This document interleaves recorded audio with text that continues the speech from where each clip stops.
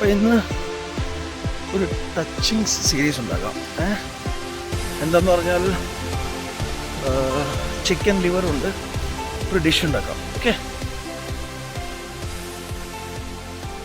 പിന്നെ ചുറ്റുള്ളതൊന്നും കാണാൻ പറ്റില്ല.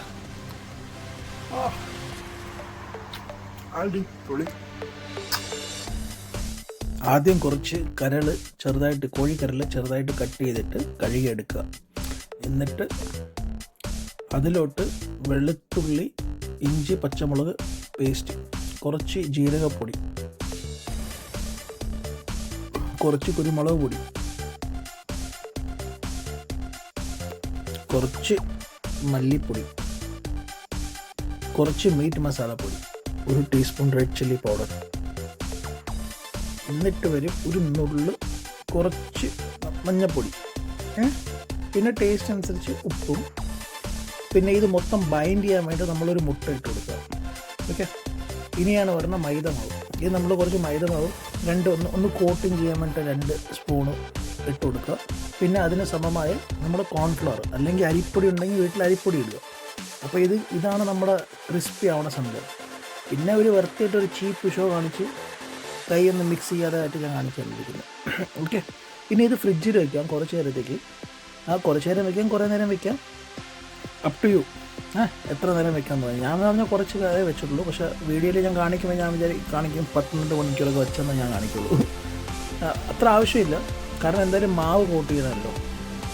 പിന്നെ അത് നിങ്ങൾ എടുത്തതിന് ശേഷം എന്ത് ചെയ്യുക, നമ്മളാണെങ്കിൽ പതുക്കെ ചെന്നിട്ട് അവിടെ കൊണ്ട് വയ്ക്കുക.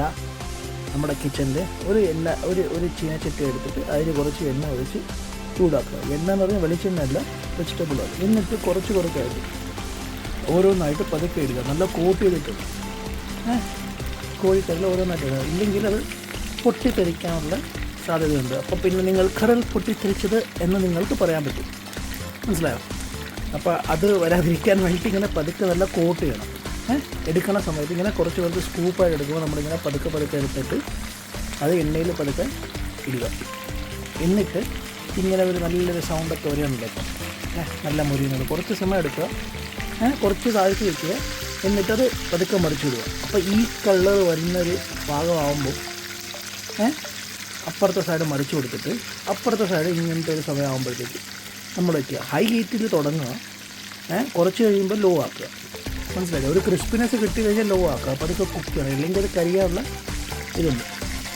അപ്പോൾ ഇതിനെന്താണ് നല്ലപോലെ ഫ്രൈ ചെയ്ത് സെറ്റ് പരുവത്തിലെടുത്തിട്ട് നമ്മളെന്ത് ചെയ്യുക, ഇങ്ങനെ കണ്ടോ, ഇങ്ങനെ ഇത് പതുക്കെയായിട്ട് നമ്മൾ സ്കൂപ്പ് ചെയ്യുക. സ്കൂപ്പ് ചെയ്തിട്ട് നമ്മളാണെങ്കിൽ സൈഡിലാണെങ്കിലേ ഒരു പേപ്പറൊക്കെ വെച്ചിട്ട് എണ്ണ കുറച്ച് എക്സസ് പിടിച്ചിട്ടുണ്ടെങ്കിൽ ഇത് ചെയ്യാൻ വേണ്ടിയിട്ട് നമ്മൾ ഒരു ടവലിലോട്ട്, ഒരു കിച്ചൺ ടവലോ ഒരു ടിഷ്യൂ പേപ്പറിലോ അതങ്ങ് ഇടുക. നമ്മളെ സംഭവം റെഡി. ഇനിയാണ് ചുവന്ന ഉള്ളി കട്ട് ചെയ്തിട്ട് അതിൻ്റെ പിറകെ ഇങ്ങനെ മോളിൽ കൂടി അതിനെ ഫുള്ള് ഗാർണിഷ് ലുക്കാണ്. പക്ഷേ ലുക്കിൻ്റെ കാര്യം എന്ന് പറഞ്ഞാൽ ഇതിൻ്റെ കൂടെയാണ് കഴിക്കേണ്ടത്. മനസ്സിലായില്ലേ? എന്നിട്ട് കുറച്ച് മല്ലിയിലയും കൂടി അങ്ങ് വിതറുക. നമ്മുടെ ആശാൻ റെഡി. ഇതിൻ്റെ മുകളിൽ ഒരു സംഭവം കൂടി വരും, അതാണ് ചാട്ട് മസാല. ഒരു ചാട്ട് മസാല ഇല്ല, നല്ല സൂപ്പറായിട്ടൊന്ന് നല്ല മോളിൽ കൂടി അങ്ങ് ഇട്ട് എടുത്തിട്ട് ഒരു നാരങ്ങ നീരും പിഴിഞ്ഞ് ചെയ്താൽ സെറ്റാണ്. പിന്നെ ഇതിലില്ലേ കുറച്ച് മുളക്, കുറച്ച് കറിവേപ്പില ആണെങ്കിൽ വറുത്ത്, അല്ലെങ്കിൽ പിന്നെ വെളുത്തുള്ളി നമ്മൾ കട്ട് ചെയ്തിട്ട് വറുത്ത് ഇതിനകത്ത് മുകളിലിട്ടാൽ നമ്മുടെ ലിവർ 65 ആയി. മനസ്സിലായോ? അപ്പം എന്നിട്ട് ഒരു പിടി പിടിക്കുക. ഇത് ഏറ്റവും ഈവനിങ്ങിലെ ബെസ്റ്റ് സ്നാക്കോ ചപ്പാത്തിലൂടെ കഴിക്കാം, അല്ല ടച്ചിങ്സും കഴിക്കാം.